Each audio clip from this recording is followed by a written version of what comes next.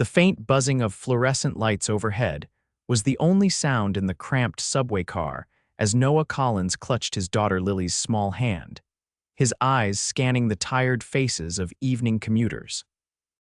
At 32, he wore exhaustion like a second skin, the weight of single parenthood and financial struggles visible in the slight stoop of his broad shoulders beneath his worn flannel shirt.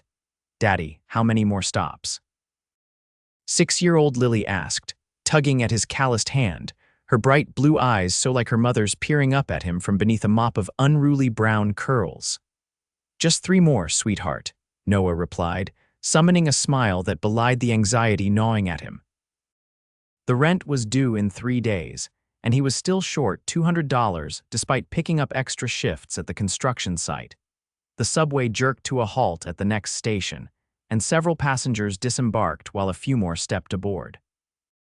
Among them was a woman who caught Noah's attention immediately, not just because she was strikingly beautiful, with shoulder-length auburn hair and warm brown eyes, but because of the subtle elegance that seemed to radiate from her, despite her relatively simple attire of dark jeans and a cream-colored blouse.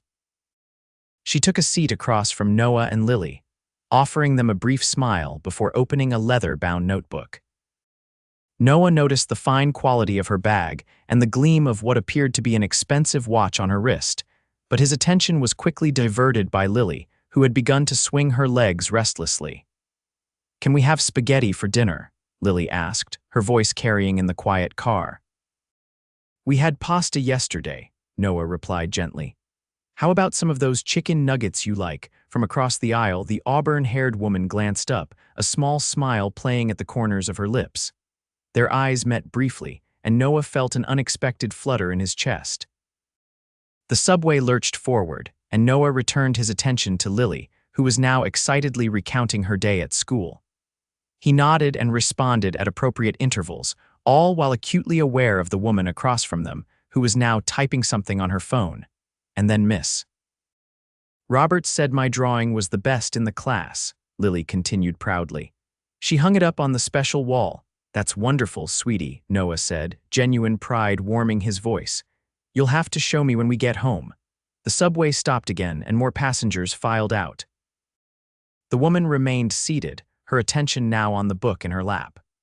Noah couldn't help but notice the title, Advanced Economic Theory and Global Market Strategies.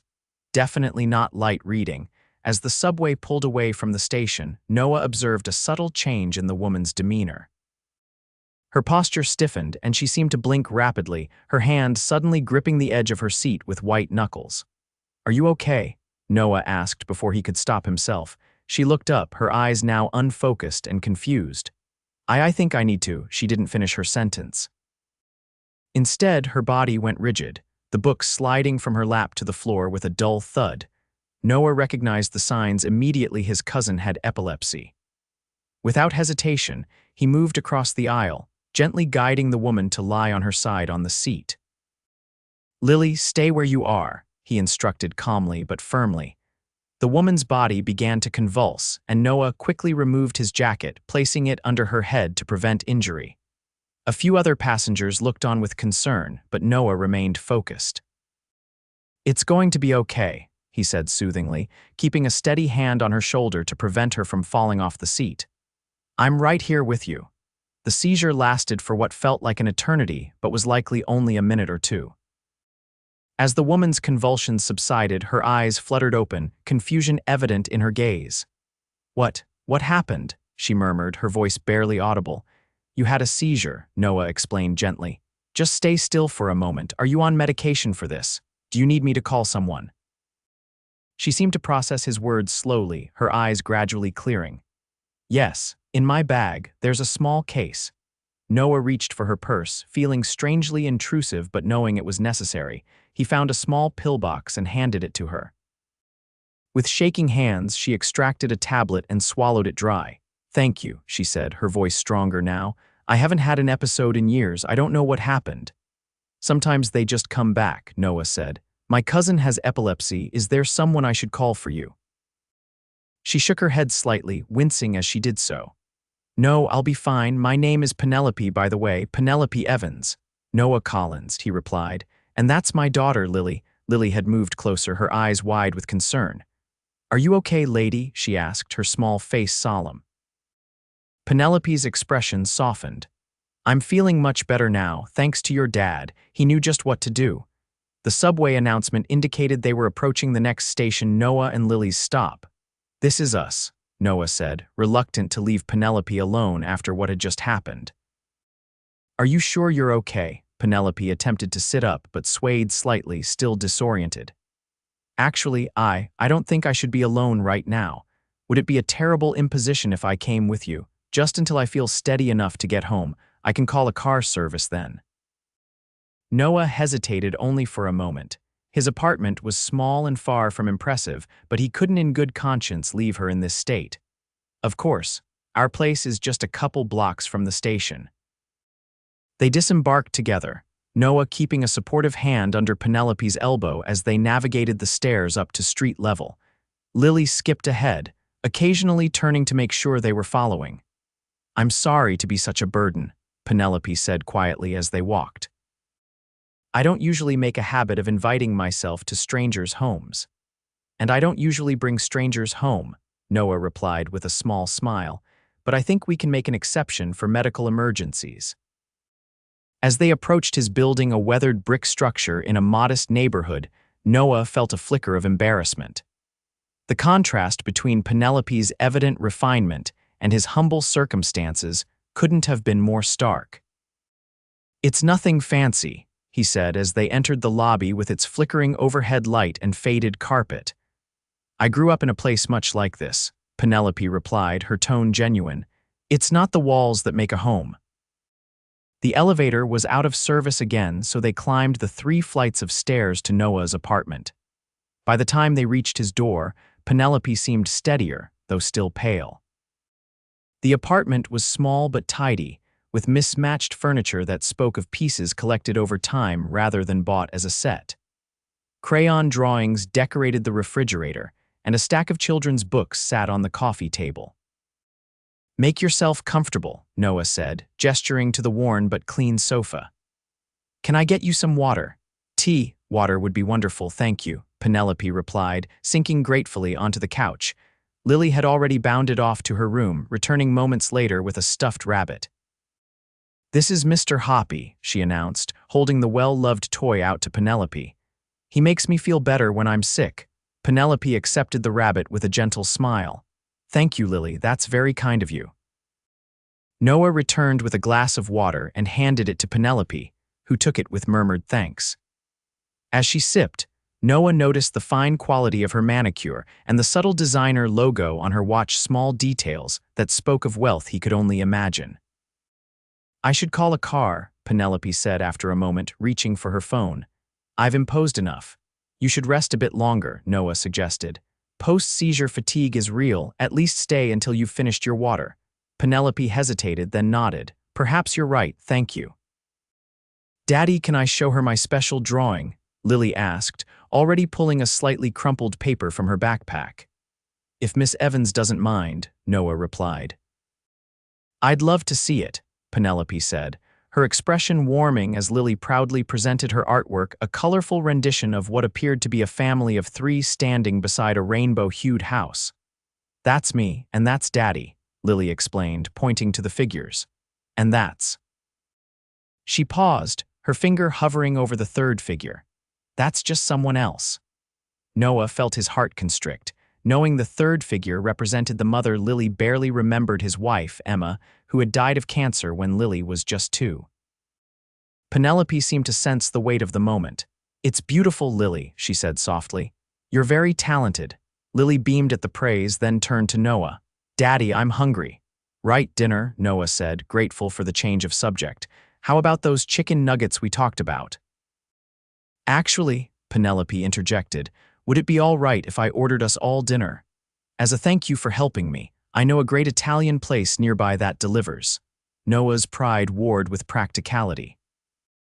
Under normal circumstances, he would have declined, but the reality was that his pantry was sparse, and payday was still 2 days away. That would be nice, he conceded. Thank you. Penelope smiled and tapped something into her phone. It's done, should be here in about 30 minutes. While they waited for the food, Lily regaled Penelope with stories about school and her friends, occasionally prompting gentle laughter from the older woman. Noah watched their interaction, struck by how naturally Penelope engaged with his daughter, asking thoughtful questions and responding with genuine interest. When the doorbell rang, Noah went to answer it, expecting a delivery person with a few containers of pasta. Instead, he found himself facing a man in a crisp white shirt bearing multiple large bags emitting the most tantalizing aromas. "Delivery for Miss Evans," the man said. Noah took the bags, somewhat bewildered by the quantity. When he returned to the living room, Penelope was helping Lily set the small dining table with the mismatched plates and utensils Noah owned. "I hope you don't mind, but I ordered a few different things," Penelope said. "I wasn't sure what you both liked." A few different things turned out to be an understatement. The bags contained containers of spaghetti bolognese, fettuccine alfredo, lasagna, garlic bread, a Caesar salad, and a margarita pizza, along with tiramisu and chocolate cake for dessert. "This is a lot," Noah said, unable to keep the surprise from his voice. Penelope looked momentarily embarrassed. "I might have gone overboard, but leftovers are always good, right?" Lily's eyes were wide with excitement. "We can have a feast, and a feast it was." As they ate, the conversation flowed easily. Noah learned that Penelope worked in finance, though she was vague about specifics. She listened intently as he told her about his work as a foreman at a construction company and his dreams of someday starting his own business. "What's stopping you?" she asked, her head tilted slightly in genuine curiosity. Noah gave a small, self-deprecating laugh. "The usual capital primarily, and time. Between work and taking care of Lily, there aren't enough hours in the day. What kind of business would you start?" "Custom furniture," Noah replied, his eyes lighting up despite himself. "I do some woodworking in my spare time, nothing fancy, but it's what I love." "Daddy makes the prettiest things," Lily chimed in. "Show her the treasure box you made me, Daddy." At Lily's insistence, Noah retrieved a small wooden box from her room. It was exquisitely crafted, with intricate floral patterns carved into the lid and sides. Penelope ran her fingers over the carvings, her expression one of genuine admiration. "This is beautiful, Noah. You have real talent." Something in her tone made Noah's cheeks warm. "It's just a hobby."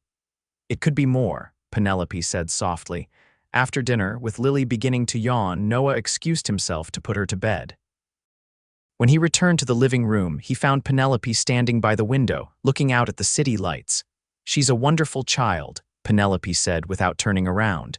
"You're doing an amazing job with her." "I'm doing my best," Noah replied, joining her at the window. "Some days are harder than others." Penelope turned to face him, her expression open and curious. "May I ask about her mother?" Noah hesitated, then nodded. "Emma, breast cancer. Lily was 2 when she died." "Some days I'm not sure if Lily really remembers her or if she just remembers the stories I've told her." "I'm so sorry," Penelope said, genuine compassion in her voice. "It's been 4 years," Noah said. "We've found our rhythm.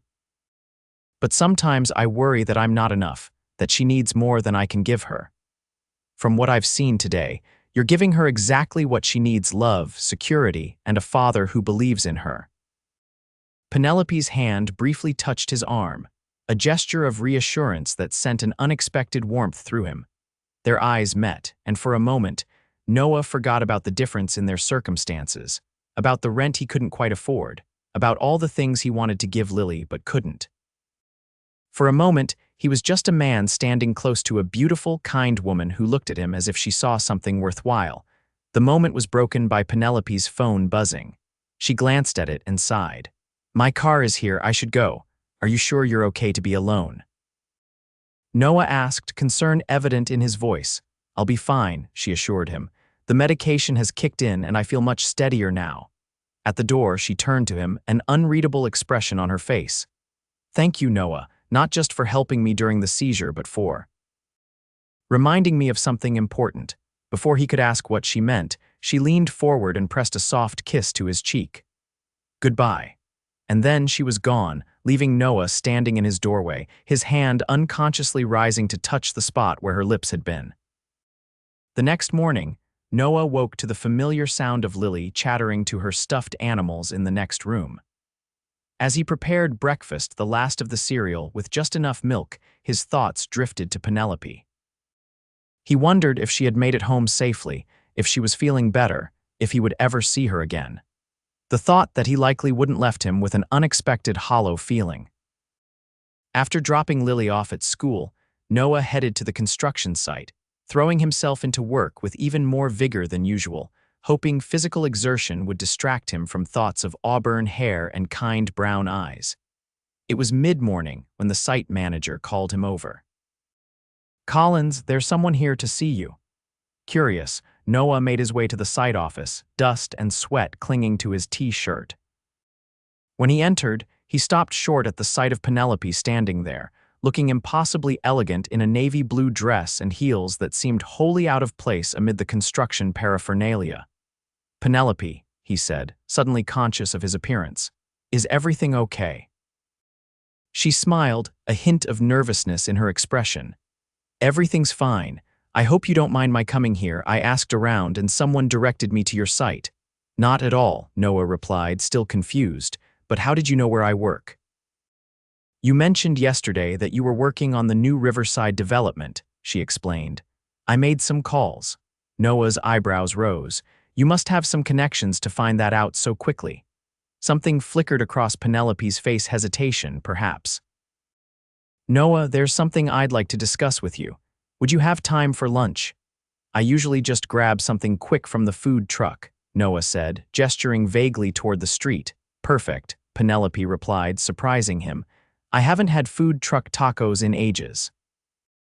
Minutes later, they were seated on a bench near the river, paper-wrapped tacos in hand.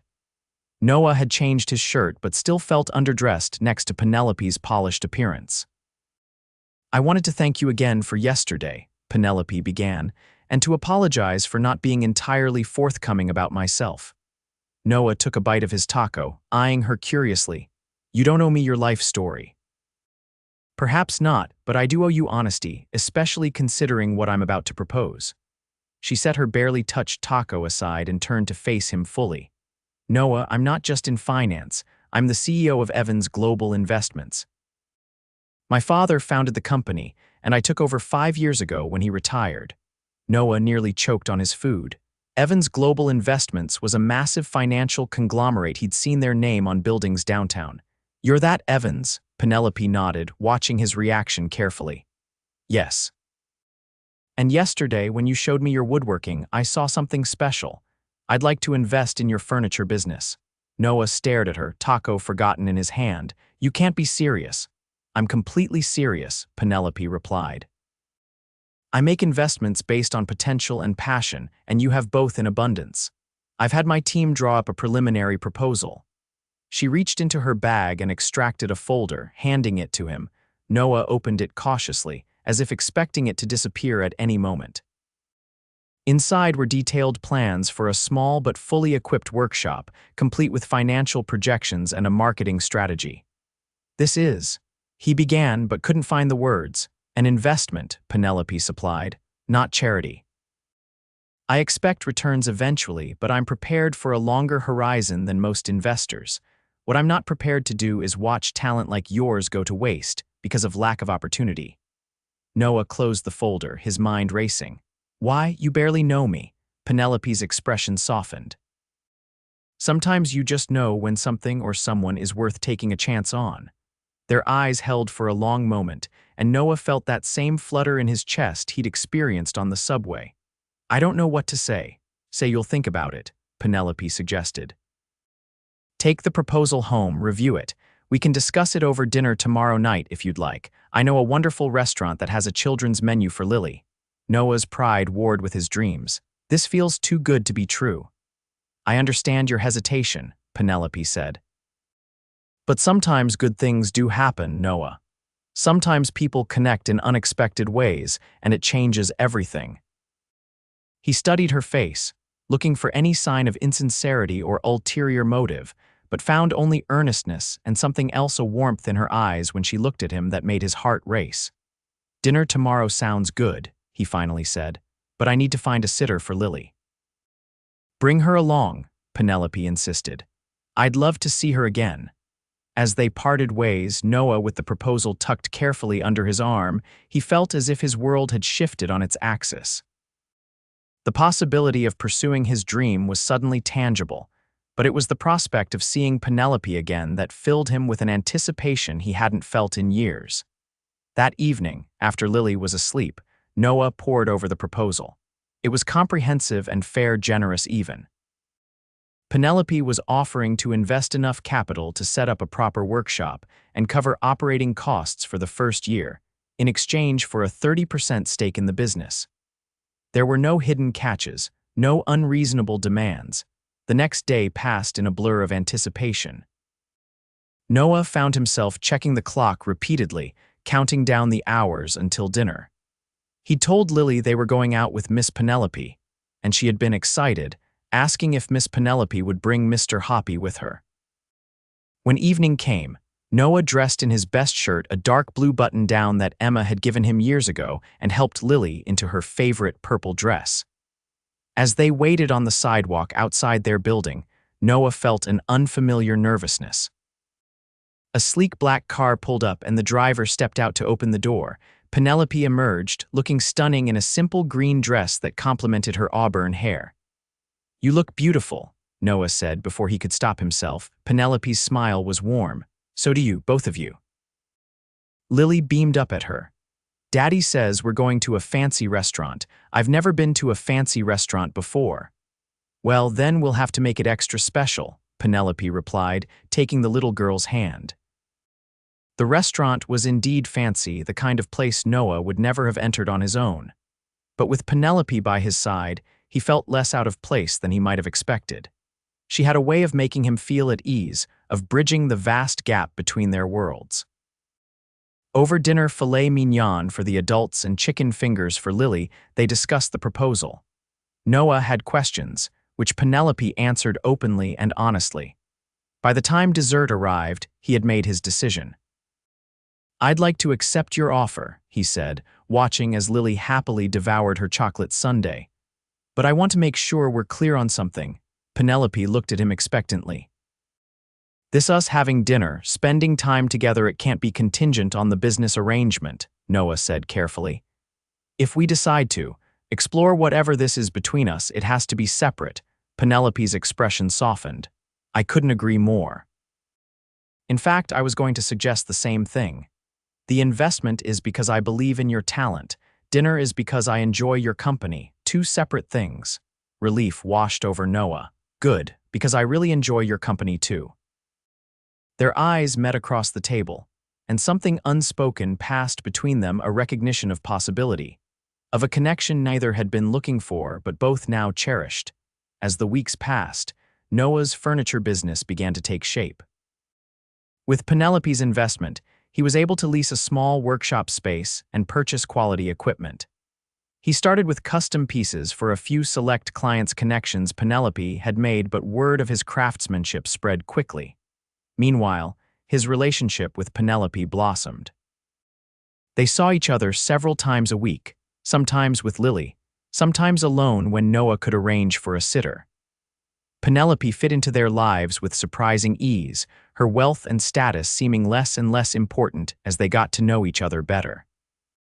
One evening, about 2 months after they'd met, Noah invited Penelope to his apartment for dinner, this time, one he had prepared himself. Lily was spending the night with a school friend, giving them a rare evening alone. "This is delicious," Penelope said, savoring the homemade lasagna Noah had prepared. "You've been hiding your culinary talents."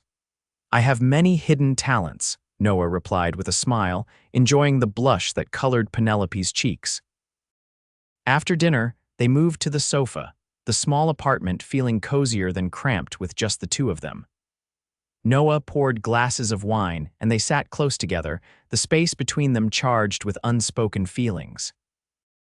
"I've been thinking about the day we met," Penelope said, her fingers tracing the rim of her wine glass.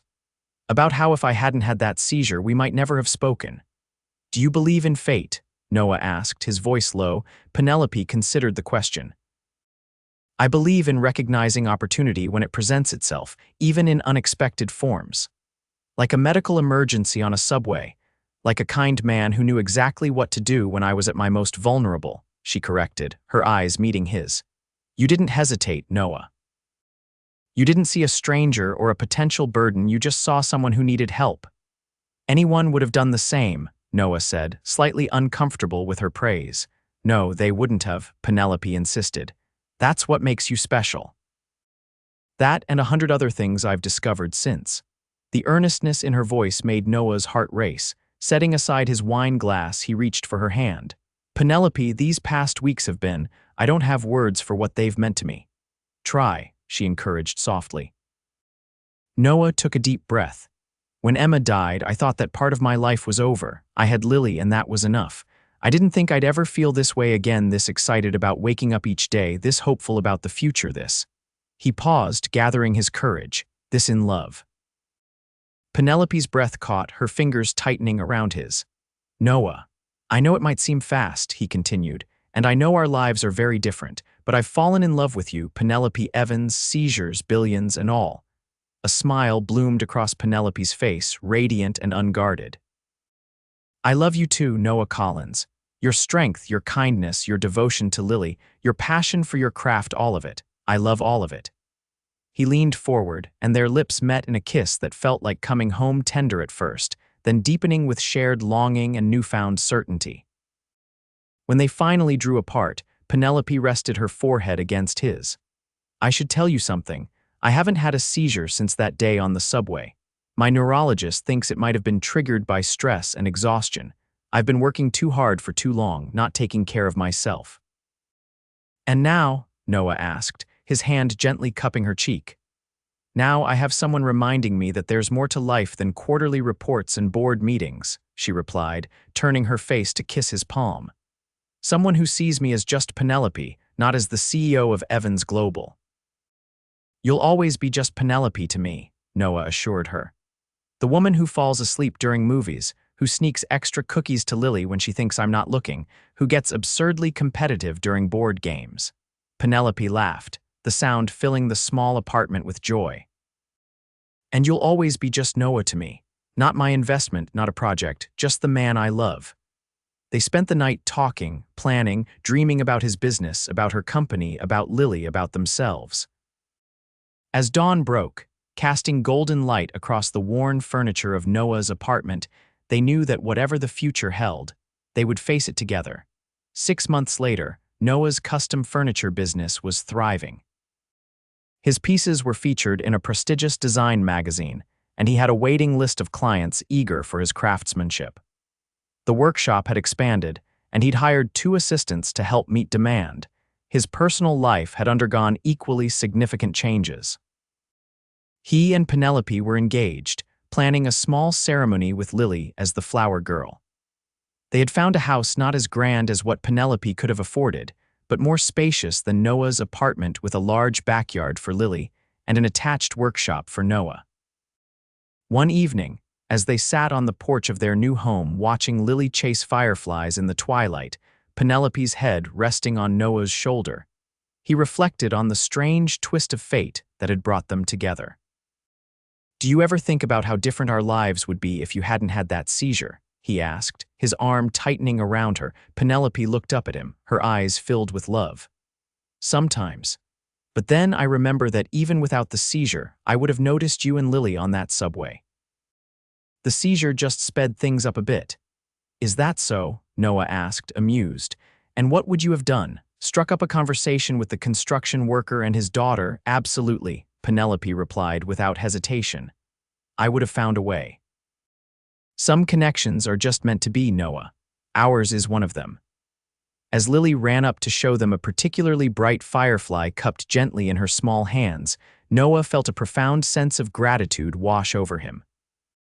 From the most unexpected beginning, a medical emergency on a crowded subway had grown this beautiful, improbable love story. Look, Daddy. Look, Penny, Lily exclaimed, using the nickname she'd given Penelope. Isn't it the prettiest one ever? It certainly is, Penelope agreed, shifting to make room for Lily between them on the porch swing. As the 3 of them sat together, watching the firefly take flight from Lily's outstretched hands, Noah knew with absolute certainty that this family they were building, this love they had found was worth every struggle, every uncertainty, every moment of doubt. In the warm summer evening, with the woman he loved by his side and his daughter's laughter filling the air, Noah Collins, once a struggling single father, found himself exactly where he was meant to be.